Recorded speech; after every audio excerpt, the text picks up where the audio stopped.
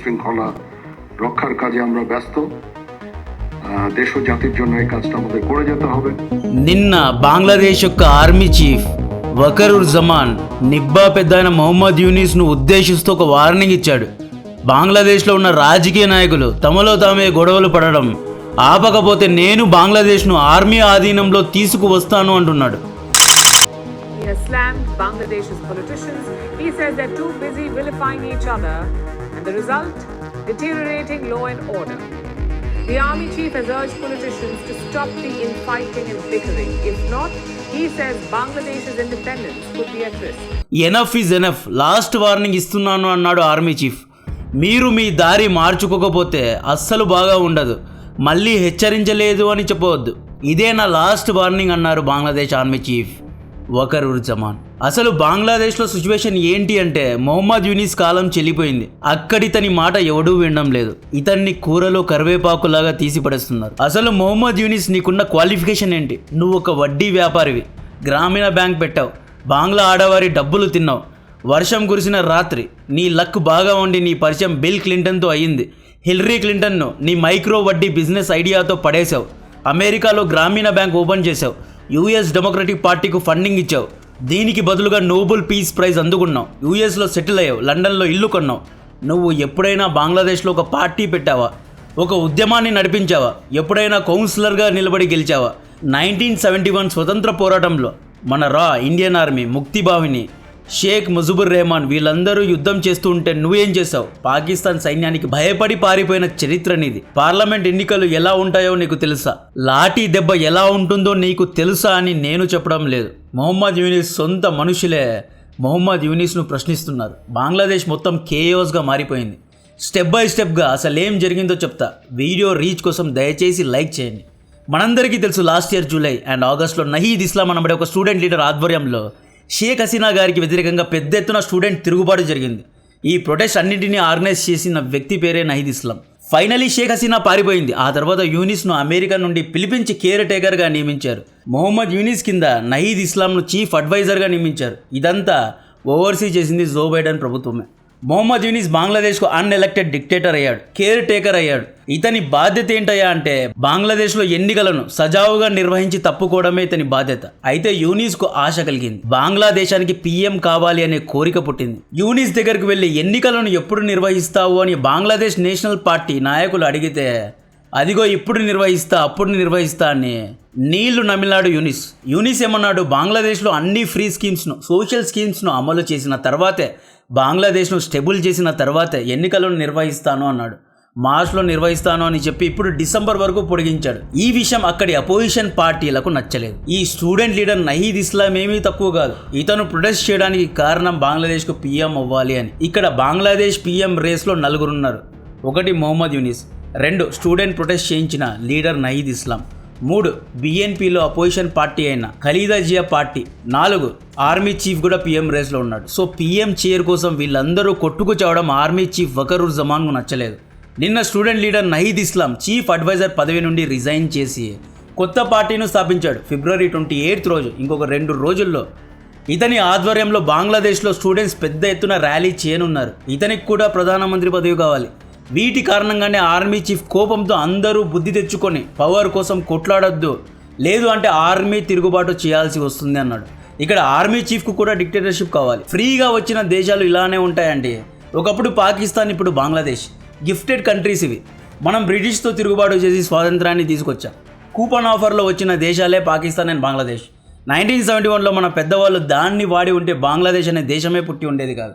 ఈ 2 దేశాల్లో common point, తమ దేశాల్లో ఒక మతానికి చెందిన ప్రజలే ఉండాలి అని. డైవర్సిటీను లెక్క చేయకపోవడం, ఎథనిక్ మైనారిటీస్ను అణిచివేయడం. ఇక్కడ మన అపరచానికుడు అజిత్ దోవల్ గారు మొన్న వెస్ట్ బెంగాల్ బార్డర్కు వెళ్ళారు. ఈయన విజిట్ తర్వాత ఎన్నో మార్పులు జరిగాయి. క్రొనాలజీను అర్థం చేసుకోండి. వెస్ట్ బెంగాల్లో హాలిడేస్ గడపడానికి ఈ వ్యక్తి అక్కడికి వెళ్ళలేదు. 7-10 వయసులో కూడా ఈ వ్యక్తి ఆలోచన మైండ్ బ్లోయింగ్గా ఉంటుంది. నార్త్ ఈస్ట్ రాజకీయాలు, నార్త్ ఈస్ట్లో ఉన్న మిలిటరీ గ్రూప్స్ యొక్క చరిత్ర మొత్తాన్ని దోవల్ గారు బ్యాక్ హ్యాండ్లో రాసుకున్నారు. సో ప్రస్తుతం అరక్కన్ ఆర్మీ ఇంకా రెచ్చిపోతోంది. మీకు గుర్తుంటే రీసెంట్గా Buddhist Arakan army Bangladesh Myanmar border మొత్తాన్ని తమ కంట్రోల్లో తెచ్చుకుంది. ఈ అరక్కన్ ఆర్మీ గురించిన పూర్తి వీడియో ఆల్రెడీ చేశాను, లింక్ కింద ఇస్తున్నా. బేసికలీ అరక్కన్ ఆర్మీ ఇప్పుడు చాలా స్ట్రాంగ్ అయింది. ఈ సైన్యానికి రా ఫండింగ్ ఇస్తోంది అనే వార్తలు వస్తున్నాయి. ఇస్తుంది, తప్పేం లేదు. ఈ అరక్కన్ ఆర్మీకు ఇచ్చిన పని బంగ్లాదేశ్ లోపల ఏదో ఒక రచ్చ చేయమని, లా అండ్ ఆర్డర్ను డిస్టర్బ్ చేయండి అనే పని ఇచ్చారు. యూనిస్కు ముప్పు తిప్పలు పెట్టి నాకు ఈ బంగ్లాదేశ్ వద్దురా బాబు అని పారిపోయేలా చేయాలి అనేదే ప్లాన్. అరక్కన్ ఆర్మీ ఆధ్వర్యంలో కాక్స్ బజార్లోని బంగ్లాదేశ్ ఆర్మీ బేస్ పైన మొన్న దాడి జరిగింది. దీనికంటే అవమానం ఏదైనా ఉంటుందా? ఆర్మీ బేస్ పైన దాడి జరిగింది అంటే బంగ్లాదేశ్ సైన్యం ఎంత వీక్గా ఉందో అర్థం చేసుకోండి. అరక్కన్ ఆర్మీతో పాటు బంగ్లాదేశ్లో ప్రస్తుతం ఉన్న సమస్యలు ఏంటి అంటే, బంగ్లాదేశ్లో కొన్ని స్టూడెంట్ యూనివర్సిటీస్ యూనిస్కు వ్యతిరేకంగా ప్రొటెస్ట్ చేస్తున్నారు. బిఎన్పి పార్టీ నాయకులు ఎన్నికలు ఎప్పుడు నిర్వహిస్తావు అని అడుగుతున్నారు. బంగ్లాదేశ్లో లాస్ట్ ఇయర్ జూలై ఆగస్టులో ప్రొటెస్ట్ చేసి గాయపడిన స్టూడెంట్స్ హాస్పిటల్లో మాకు సరైన సదుపాయాలు లేవు అని యూనిస్ ముఖం మీద చెప్తున్నారు, ప్రొటెస్ట్ చేస్తున్నారు. మాకు కన్సెషన్స్ కావాలి, బోనస్ కావాలి, డబ్బులు కావాలని కోరుతున్నారు. బంగ్లాదేశ్లో ఆయిల్ అండ్ గ్యాస్ ధరలు, సిలిండర్ యొక్క ధరలు, ఎడిబుల్ ఆయిల్ యొక్క ధరలు, బియ్యం ధరలు పెరిగిపోయినందుకు ప్రజలు ప్రొటెస్ట్ చేస్తున్నారు. ఏం చెత్త నాయకుడు అయ్యా నువ్వు అని యూనిస్ ముఖం మీద చెప్తున్నారు. షేక్ హసీనా పబ్లిక్గా నేను తిరిగి బంగ్లాదేశ్లో అడుగు పెడతాను అంటోంది. నాకు అవమానం జరిగింది, నేను అక్కడే నా ప్రతీకారాన్ని తీర్చుకుంటాను అని ఈవిడ ఎక్కడా తగ్గడం లేదు. ప్రస్తుతం షేక్ హసీనా ఇండియాలోనే ఉంది. నయీద్ ఇస్లాం రిజైన్ చేశాడు. ఇప్పుడు స్టూడెంట్స్ అందరూ యూనిస్ పైన తిరుగుబాటు చేయనున్నారు. అన్ని వైపుల నుండి యూనిస్ ఐసోలేట్ అయ్యాడు. ట్రంప్ యుఎస్ ఎయిడ్ పైన బ్యాన్ విధించడం యూనిస్కు పెద్ద ఎదురు దెబ్బ. ఈ యుఎస్ ఎయిడ్ అంటే ఏంటో తెలియాలి అంటే దీని గురించి కూడా సపరేట్ వీడియో చేశాను, లింక్ కింద డిస్క్రిప్షన్లో ఇస్తున్నా. యాక్చువల్లీ జో బైడెన్ యూనిస్ కోసం సపరేట్గా 200 కోట్లు కేటాయించాడు. ట్రంప్ గెలిచిన తర్వాత స్థాపించిన డోజ్ అనే సంస్థ ఈ ఫండింగ్ను క్యాన్సిల్ చేసింది. ఈ డోజ్ సంస్థకు నాయకుడు ఇలాన్ మస్క్. ఇది అమెరికా యొక్క టెంపరీ క్యాబినెట్ యూనిట్. 2026 వరకు ఉంటుంది. ఈ యూనిట్ యొక్క పని యుఎస్ఏడ్ యొక్క డబ్బులు, అమెరికన్ ట్యాక్స్ పేయర్స్ యొక్క డబ్బులు ఎవరికి వెళ్తున్నాయి, ఎందుకు వెళ్తున్నాయి అనేది కనుక్కోవడం. ఈ డోజ్ ఏం చేసింది, దాదాపు 200 కోట్లు బంగ్లాదేశ్లో పొలిటికల్ స్టెబిలిటీ కోసం వాడుతున్నారు అని గ్రహించి ఆ ఎయిడ్ను క్యాన్సిల్ చేసి పడేసింది. బంగ్లాదేశ్కి ఎందుకు 200 కోట్లు కేటాయిస్తున్నారు? బంగ్లా దగ్గర డబ్బులు ఉన్నాయి కదా. బంగ్లాదేశ్ పొలిటికల్ స్టెబిలిటీ కోసం అమెరికన్ ట్యాక్స్ పేయర్స్ ఎందుకు డబ్బులు ఇవ్వాలి అని డోజ్ టీమ్ అడుగుతోంది. యూనిస్ గారు జవాబు ఇవ్వండి. వీళ్ళు చెప్పేది కూడా కరెక్టే కదా. ఈ డబ్బు రిలీజ్ అయి ఉంటే ఇది డైరెక్ట్గా యూనిస్ బ్యాంక్ అకౌంట్కు వెళ్ళి ఉండేది. యూనిస్ ఇలాన్ మస్క్కు కాల్ చేసి బంగ్లాకు రా, ఇక్కడ స్టార్లింక్ కంపెనీని ఓపెన్ చేయి, ఇక్కడ టెస్లా కారును అమ్ము, తారీఫ్ను తగ్గిస్తా అని నెగోషియేట్ చేయబోయాడు. కానీ ఇలాన్ మస్క్ యూనిస్ ఫోన్ను లిఫ్ట్ చేయడం లేదు. బికాజ్ ఇలాన్ మస్క్ బాగా తెలుసు మొహమ్మద్ యూనిస్ అనే వ్యక్తి హిల్లరీ క్లింటన్ పెంచి పోషించిన నక్క లాంటి వాడు అని. యూనిస్ దగ్గర డబ్బులు లేవు. డబ్బులు లేని నాయకుడి వెనక నయీద్ ఇస్లాం ఎందుకుంటాడు? ఈ నయీద్ ఇస్లాం కూడా ఒక కెరీర్ ఉంటుంది కదా. నయీద్ ఇస్లాం పెద్ద గుంటనక్క లాంటి వాడు. ఇతను స్టూడెంట్ ప్రొటెస్ట్ చేసిందే డబ్బు కోసం, పవర్ కోసం. రూపాయికి పనికిరాని $30 మిలియన్ ఫండింగ్ కూడా తీసుకురాలేని యూనిస్తో ఉంటే చిప్ప దొరుకుతుంది అని గ్రహించిన నయీద్ ఇస్లాం తన కెరియర్ను మార్చుకున్నాడు. తన ఓన్ కంపెనీను స్థాపించాడు, అంటే తన ఓన్ పార్టీను స్థాపించుకున్నాడు. I want to grow in my career for better opportunity, I cannot continue in this company, so I'm resigning అని రిసిగ్నేషన్ లెటర్ కూడా పెట్టాడు. అరక్కన్ ఆర్మీ అయితే చుక్కలు చూపిస్తోంది. Arakan army basically Bangladesh Myanmar బార్డర్లో ఉన్న రోహింగ్యా జియాదీ బ్యాచ్కు వ్యతిరేకంగా యుద్ధం చేస్తోంది. ఇది ఎప్పటి నుండో చేస్తోంది. ఈ రోహింగ్యాలకు అల్ ఖైదా సపోర్ట్ చేస్తోంది. ఈ రోహింగ్యాన్ అల్ ఖైదాకు యుఎస్ఏడ్ ఫండింగ్ ఇస్తోంది. ఈ యుఎస్ఏడ్కు జో బైడెన్ సపోర్ట్ చేసేవాడు, ఈ జో బైడెన్కు యూనిస్ సపోర్ట్ చేసేవాడు. డాట్స్ కనెక్ట్ అయ్యాయి అనుకుంటున్నా. ఇప్పుడు యుఎస్ఏడ్ను ట్రంప్ బ్యాన్ చేశాడు. ట్రంప్కు మోడీ సపోర్ట్ చేస్తున్నారు. అరక్కన్ ఆర్మీకు ఇండియా సపోర్ట్ చేస్తోంది. ఇండియాకు షేక్ హసీనా సపోర్ట్ చేస్తోంది. డాట్స్ కనెక్ట్ అయ్యాయి అనుకుంటున్నా. మ్యూచువల్ ఇంట్రెస్ట్ కోసం మనం మొహమ్మద్ యూనిస్ను గద్దె నుండి దింపనున్నాం. ఇది నిజం.